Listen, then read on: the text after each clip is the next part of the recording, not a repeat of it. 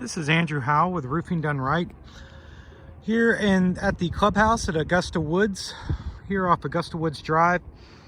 Upon boarding the roof, we've got some obvious issues from the storm where we can see that these shingles have been ripped right off the roof.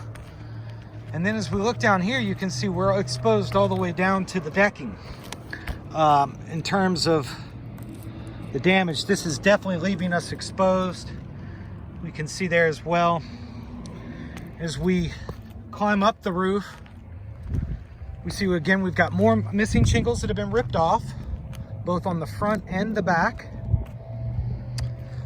And we have one more location where the shingles have been pulled clean down to the decking. At this point, I would say that I think it's fairly imperative that we get some tarps up here, here, and here. These are not as important. As you can see, while the shingle's been ripped off, we still have shingle backing here protecting the interior. But we would want to get this stuff dealt with as quickly as possible. Again, I think tarps are really only crucial over here and down on the corner, but we've got missing shingles everywhere. We've got one ripped off the edge over here on the side of the front.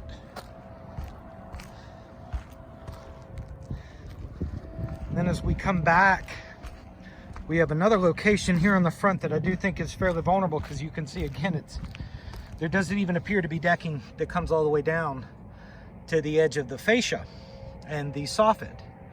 So as soon as I can get permission to go ahead and put some tarps up here, I will have a guy out here immediately to get that done. In regards to the roof itself, I do have to question a little bit how much repairability we have. You can see all the dark shading on the roof. That's an indication of algae, which as a roofer, what it tells me is that the roof is definitely over 10 years old. You wouldn't have this kind of algae buildup on anything under that age. And so then I get into a question of pliability. How repairable is the roof? If we have to pull these shingles up to get the bad one out and get the new one in, are we going to be able to do that without causing a domino effect up the roof with more damages? And I think that this roof is probably at the end of its life.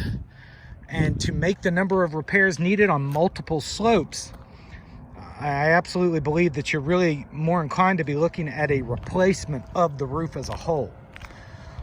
Because of the nature of that storm and how aggressive it was, and knowing that it's what caused these damages, I think you'd be well within your rights, and it would be advantageous to have the insurance company who represents this property come out and take a look and see if they agree that the roof should be replaced because of storm damages, and the only cost to the community should be the deductible.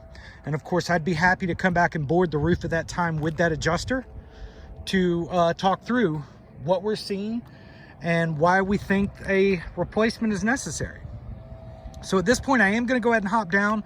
I'll get this video over to Mr. Pruitt at Tolly Community Management, and I will just simply be waiting on the go-ahead to go ahead and get some tarps up here, because that is a cost that I'd like to either need to be applied back to the insurance company for when they come out to take a look, or we would discuss doing an emergency tarping via retail. But I really feel strongly that you should have your insurance company come out and take a look at these damages. It's quite significant. So at this point, again, my name has been Andrew Howell with Roofing Done Right, and I want to thank you for the opportunity to do this inspection.